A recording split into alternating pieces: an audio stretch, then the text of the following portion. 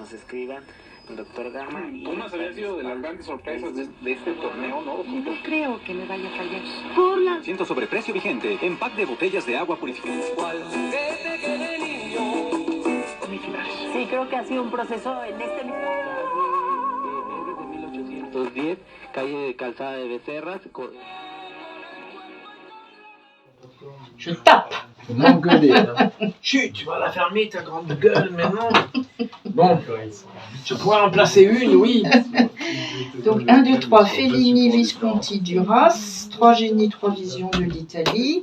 Donc on raisonne toujours à peu près sur 22 minutes, hein, puisqu'on met 3 fois 2 minutes, ça fait 6. Oui, donc il faut se limiter à 22 minutes. Ça va être un peu notre rythme de croisière. Hein. D'accord. Donc ça fait 3 fois 7 à peu près. 7, 14, 21, ouais, c'est pas mal. Et Ça après, fait les musiques, il les met après, donc oui. là, il n'a pas besoin de savoir l'ordre. D'accord, ben on est prêt. On est prêt, moi, je donc suis prêt. voilà, coiffé, maquillé. Coiffé, voilà, prêt. Bonjour à tous. Club Cinéma de Jean-Max, numéro 5. Voilà, 5 exemplaires de Jean-Max Méjean. Bonjour Jean-Max. Bonjour Sylviane. Notre émission donc pour ce mois d'août, hein, fidèle au poste même pendant les vacances. Et on connaît votre amour de l'Italie. Et on a intitulé, enfin de commun accord, on en a discuté, cette émission 3 génies, 3 visions de l'Italie. Nous allons parler de Fellini, de Visconti et de Marguerite Duras. Ça peut sembler surprenant. 2 hommes, une femme. Et Marguerite Duras, je ne l'aurais pas mis dans l'Italie, mais vous allez nous expliquer pourquoi. Oui, mais il y a quand même des relations. Alors, nous avions parlé dans la précédente émission de juillet, puisque vous reveniez de Rimini. On avait parlé de Fellini, et c'est votre génie à vous. Ah bah c'est mon mentor, c'est mon metteur en scène préféré, c'est celui avec qui j'ai collaboré, donc c'est quelqu'un qui a marqué ma vision du cinéma et qui a marqué évidemment le cinéma mondial. Ça, voilà. Alors Rimini, c'est sa ville natale qui est sur l'Adriatique, et donc il y a maintenant un musée Fellini qui est magnifique et qui en plus se décline dans 3 endroits de la ville. Donc dans le château Sigismondo, qui est un immense château de la Renaissance, magnifique. Voilà, on a la collection pérenne. Et le cinéma Fulgor, qui est le cinéma de son enfance, qui a été réhabilité, bien sûr. Et derrière, il y avait un bâtiment qui servait pour les archives municipales, qui a été, il y a quelques années, revalorisé de façon à devenir l'endroit où il y aura des expositions temporaires. Et là, il y a d'ailleurs un ami à moi, David Parenti, qui expose et lui fait des portraits. Il a surtout commencé avec Pasolini, mais Fellini, Vittorio De Sica, enfin, comme il est italien, mais aussi quand même il y a Marilyn Monroe, Marlon Brando, donc toutes les grandes figures du 7e art. En effet, c'est vrai que le cinéma, c'est un peu, on peut dire, le miroir aux alouettes, le phare aussi sur lequel se dirigent tous les pauvres insectes qui vont se faire brûler, et les spectateurs, voilà. Parce que pour moi, Rimini, c'était ces grandes plages de tourisme de masse. Vous voyez, pour moi, Rimini, c'était pas une ville de cinéma. Je suis assez analphabète. Parce que c'est la ville où le hasard l'a fait naître. Après, il est allé à l'âge de 19 ans, il est allé à Rome, mais il n'a jamais oublié. Si vous regardez Amarcord, c'est un hommage à sa ville natale. Bien sûr. Voilà. Donc on écoutera la musique de Nino Rota. Voilà. Donc Amarcord, c'est un de ses chefs-d'œuvre absolus. Et ce qui est intéressant, c'est que le colloque était consacré à Fellini et les écrivains, Fellini et la littérature. Et il y avait donc des écrivains qui étaient présents. Pas que italiens. Surtout italien. J'étais le seul français à parler en italien, donc je suis très fier de moi. Et j'ai donc fait ma conférence là-dessus. Moi, j'ai axé surtout sur Fellini était né en 1920, donc depuis le 100e anniversaire de sa naissance, depuis 2020, en France, il y a beaucoup de textes qui qui se sont servis de Fellini un peu comme personnage de roman. Alors ça, j'ai un peu parlé de ça, donc, notamment le mien, qui était paru, qui s'appelle Depardieu à Cinecittà, et qui racontait une histoire qui n'a jamais eu lieu, mais qui aurait pu, entre Depardieu jeune et Fellini qui réalisait le Casanova. Voilà. Et il y avait d'ailleurs Ermanno Cavazzoni, qui est l'auteur du livre qui va servir à Fellini pour son ultime film, La Voce della Luna, dans lequel il démontre son testament. Il y avait également un poète qui est très connu en Italie qui s'appelle Paolo Di Paolo, qui est vraiment, voilà, alors, Daniela Barbiani aussi, qui était sa nièce et qui était une de ses scénaristes, assistantes, et beaucoup de témoignages de jeunes universitaires. Ça, c'est bien. Il y avait beaucoup de jeunes. Oui, parce que ça perpétue la Fellini. Donc, comment vous avez appris l'italien? Justement par votre passion du cinéma ou... Ben, moi, au lycée, j'avais étudié le latin, l'anglais et l'allemand. Mais surtout l'allemand, c'était ma première langue, et il ne me reste que quelques mots. Auf Wiedersehen et Dankeschön. Bon, quelques autres, mais bon.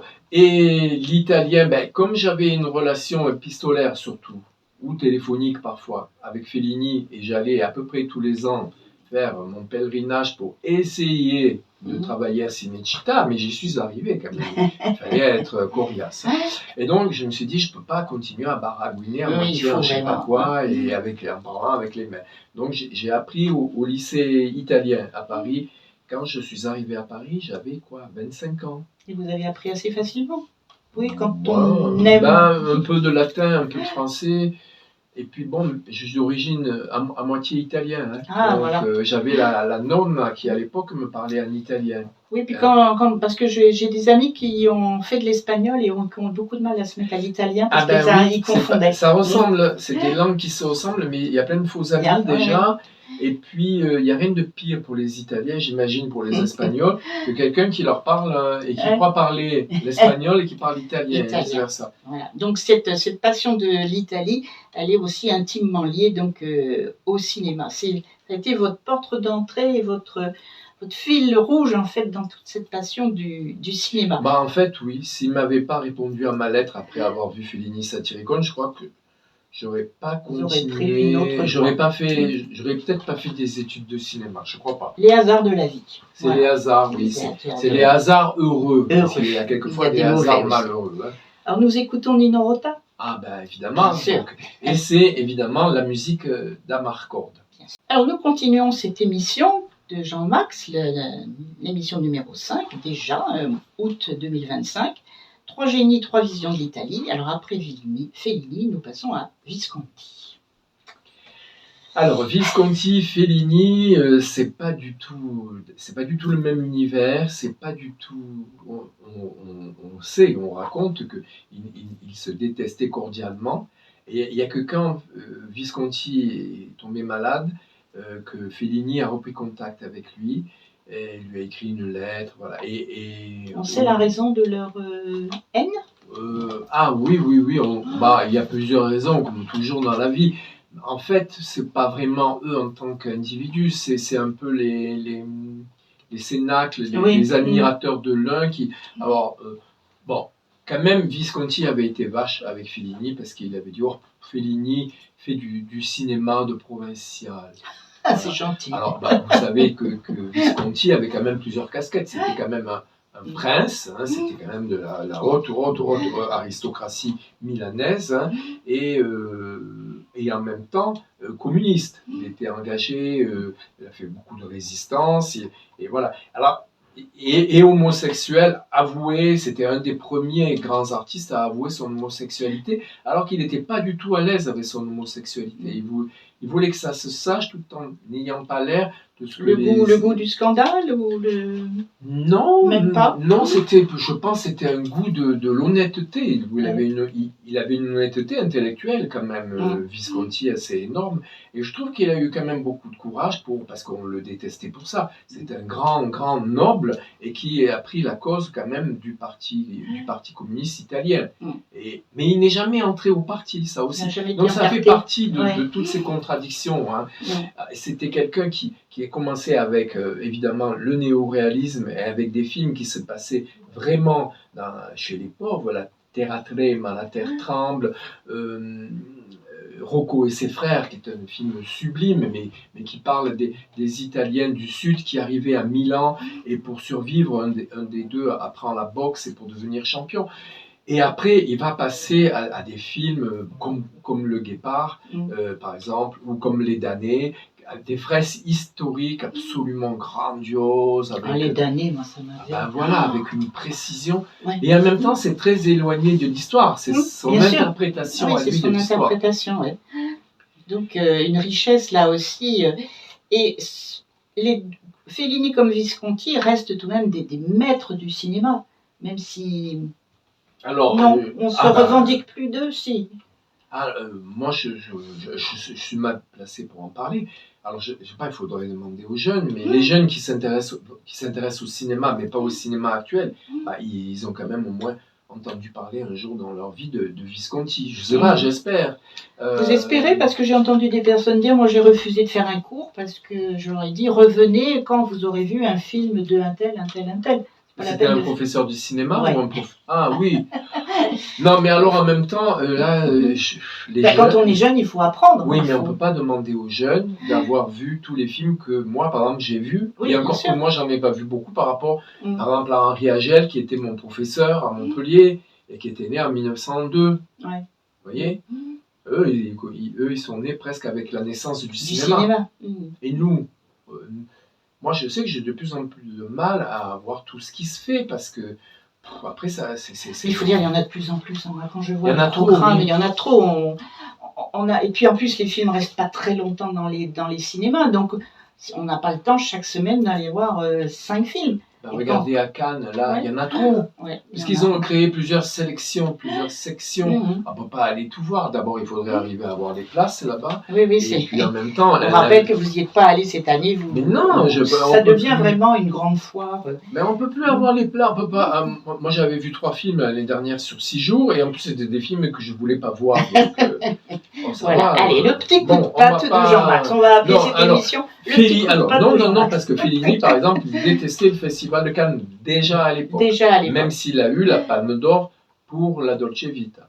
Moi, quand je vois ces défilés de mannequins, de femmes, c'est pénible. On ne parle que de leurs robes. C'est vraiment pénible. Bon, arrêtons de dire du mal. Voyons la beauté, le soyons gentils. Non, et puis soyons dans le beau avec la symphonie numéro 5. Alors là, oui, alors c'est important. Alors sur Radio Alliance Plus, nous allons parler du 3e génie, de la 3e vision de l'Italie. Et comme je disais en introduction, moi j'aurais jamais pensé à Marguerite Duras pour une vision de l'Italie. Génie, oui, mais vision de l'Italie, non. Pour moi, c'est plutôt le Vietnam. C'est plutôt... Mais Jean-Max, vous allez nous parler de Marguerite Duras et sa vision de l'Italie. Comment vous savez ça? Alors, non, disons que là, j'extrapole un petit peu, mais elle a quand même écrit un livre magnifique qui a été adapté au cinéma récemment, qui s'appelle Les petits chevaux de Tarquinia. Donc Tarquinia étant une ville étrusque en Italie. Les tombeaux de Tarquinia. Voilà, les petits chevaux d'une des célèbres tombes de Tarquinia, où donc elle s'était rendue. Et en fait, comme toujours chez Marguerite Duras, on y est sans y être. Et ce qui est important dans ce texte, c'est aussi toute, on pourrait dire, l'infra-littérature, c'est-à-dire tout ce qu'elle raconte autour de ce séjour, et qui était surtout scandé par les Campari. Le Campari, la célèbre boisson italienne, très sucrée, dont maintenant on fait avec l'apérole ou le Campari, on fait des spritz. Voilà. Ah, c'est la mode maintenant. Mais c'est très bon, les spritz. Ça dépend, il faut que ce soit bien fait. Mais c'est moins difficile à faire que le Morito, je trouve. Parce que vous prenez du Prosecco, un petit peu de San Pellegrino, et voilà, on va donner la recette. Voilà. Et vous mettez soit du Spritz, soit du Campari. Et moi, je le préfère au Campari parce que c'est rouge, et comme votre belle chemise aujourd'hui, tunique, pardon, et vous mettez beaucoup de glaçons. Voilà. Et donc ça... on sait bien que Marguerite Duras, c'était quand même quelqu'un qui aimait, elle a écrit un livre de cuisine, bon, elle aimait la bonne chair, elle aimait boire, elle aimait plus que boire, elle fumer, bon, alors, et écrire, et créer, et faire des films. Alors c'est pas que ça, donc, c'est pas simplement cette anecdote sur les petits chevaux de Tarquinia, mais moi, je la vois à la fois comme quelqu'un qui vivait, qui ressassait, on pourrait même dire, qui ressassait son enfance, elle l'a ressassée dans tout, hein, que ça soit Un barrage contre le Pacifique, et qui a été adapté au cinéma. Hein, et voilà. Donc elle a été d'ailleurs scénariste pour le film. Après, il y a L'Amant, qui a été aussi adapté pour le cinéma, avec beaucoup moins de bonheur pour elle, parce qu'elle a appris critiquer le réalisateur. Bon, elle a commencé évidemment avec Moderato Cantabile et évidemment avec René, Hiroshima mon amour, dont elle avait participé au scénario aussi. Alors vous me direz, où elle est l'Italie là-dedans? L'Italie, je pense que pour elle, c'est un peu le rêve du pays de l'art, du pays de l'art de vivre aussi. Et voilà, c'est... Alors après, par exemple, un de ses plus grands... Enfin, le film qui a eu le plus de succès, hein, c'est India Song, qui dure 2 heures, dont on écoutera tout à l'heure un extrait musical. Alors, ce film-là a été réalisé à Boulogne-Billancourt, dans le château Rothschild, et en même temps, les scènes de la fin dans l'hôtel des Roches Noires à Trouville. C'est-à-dire qu'après le succès du barrage et du Marin de Gibraltar adapté au cinéma avec la vente des livres, elle avait acheté Nofle-le-Château, qui est près de Paris. Elle était d'ailleurs la voisine de l'ayatollah Khomeini. Oui, je me souviens, ça faisait... À la fin des années 60. Ça faisait tous les articles de presse, je me souviens. Nofle-le-Château. Alors, on savait, les Duraciens savaient que c'était parce que Marguerite y habitait, mais comme le hasard, vous voyez, tout à l'heure on parlait du hasard, a fait que l'ayatollah était son voisin. C'est quand même assez... Ils se rencontraient, non, je pense pas. Je crois pas. Je sais pas. Elle était tellement aussi, incroyable qu'on pourrait imaginer qu'elle avait voulu le rencontrer. Alors, oui, mais vous savez que Marguerite Duras a toujours été féministe et assez visionnaire. C'est pour ça que c'est bien de les avoir associés tous les trois. Fellini, Visconti, Duras, ce sont 3 visionnaires. Et elle, peut-être, bon, je ne sais pas, je n'ai jamais parlé avec elle, mais peut-être voyait-elle le danger de... Parce qu'à l'époque, tous les Iraniens qui étaient en exil à cause du Shah voyaient l'ayatollah Khomeini. D'ailleurs, il y a le film qui est magnifique, là, Lire Lolita à Téhéran, qui est sorti il y a 3 mois, qu'il faut voir. Parce que justement, ces Iraniens qui sont revenus pensant qu'ils allaient enfin rencontrer la liberté, ils ont rencontré autre chose, hein, c'est-à-dire la dictature des mollahs. Voilà. Et 3 visionnaires, ça me plaît bien. Oui, ces 3 visionnaires. De toute façon, est-ce qu'on peut être artiste sans être un petit peu visionnaire? Oui, c'est-à-dire au-dessus de... avoir une sensibilité, quelque chose de particulier. Puis chez les Grecs, les poètes, les artistes, ils avaient cette dimension justement. Ils voyaient le kairos, ils voyaient au-delà des choses. Ils avaient un côté un peu de la divinité. Hein. Mais est-ce que vous aviez... On parlait tout à l'heure de votre jeunesse dans les études de cinéma. Marguerite Duras, vous l'aviez lu avant d'avoir vu ces films? C'était une de vos écrivains? Marguerite Duras, en fait, quand j'étais étudiant à Montpellier, je collaborais à une revue littéraire très, très intello, qui s'appelait Textuaire.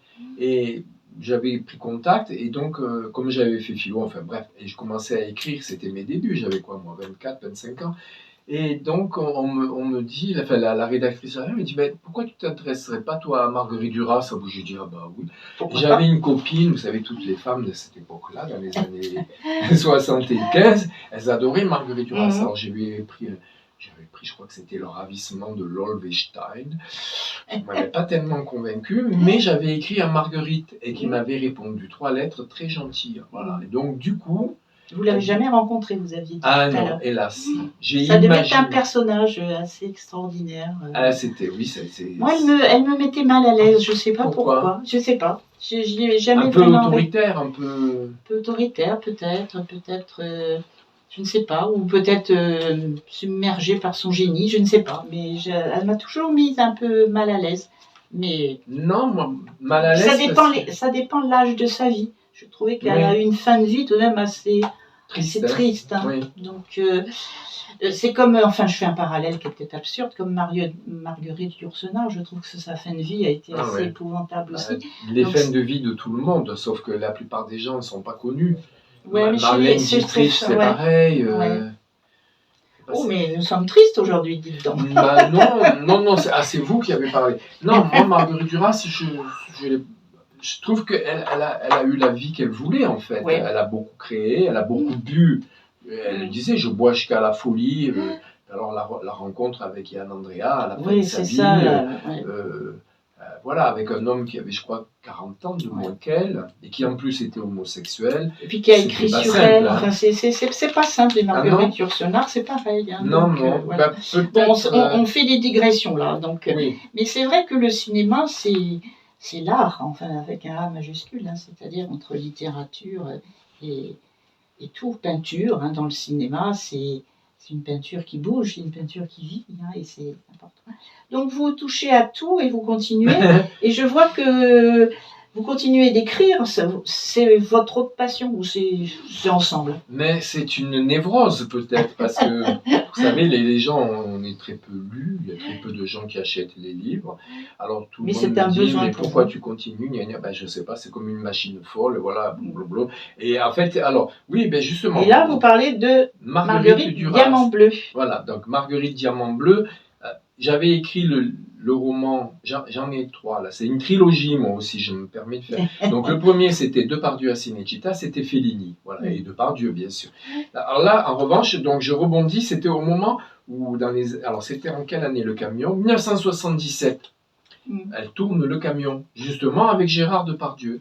Et il y a une jeune femme qui s'appelle Janine, qui est un peu comme Flaubert et Madame Bovary. Madame Bovary, c'est moi, il a dit. Donc Janine, c'est moi, et qui collabore à cette revue de cinéma dont je viens de vous parler à Montpellier. Et on l'envoie, comme par hasard, faire un entretien avec Marguerite Duras. Voilà. Et donc elle part, et voilà. Et c'est ce que ce livre-là raconte. Là, c'est un roman. C'est un roman, bien sûr.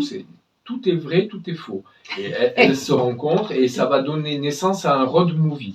On va aller où ça?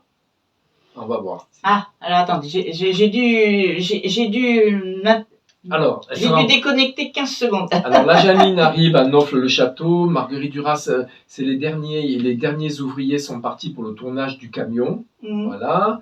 Ce film assez spécial quand même. J'ai pas vu. Ah, vous l'avez pas vu. Bah, je vous recommande de le voir parce que. Et alors vous me demandez où ça se. Et où partent-elles? À Trouville. Ah, plutôt parce que c'est pour faire la boucle avec le début. Elle part. Bon, allez, je donne ma langue au chat. En Italie. Et ben voilà. Voilà. Donc elles vont aller. Enfin, c'est un groupe de femmes en fait, et vont donc aller à Tarquinia. Ah, voilà. Et rentrer avec un beau jeune homme qu'on va rencontrer, la fameuse Janine, qui a un voilier, et ils vont se retrouver à 7. Voilà. D'accord. Eh ben, dites-donc. Ben, c'est un peu tous mes fantasmes en fait. Hein. Voilà. Écoutez, bel été à vous. Là, nous sommes au mois d'août. Bel été à vous. On se retrouve en septembre pour plein d'autres projets. On reparlera peut-être de Cannes, on reparlera des films que vous avez vus pendant l'été. On est de revue et merci à vous d'être devenu un de nos fidèles de notre antenne pour Clap Cinéma une fois par mois. Merci beaucoup.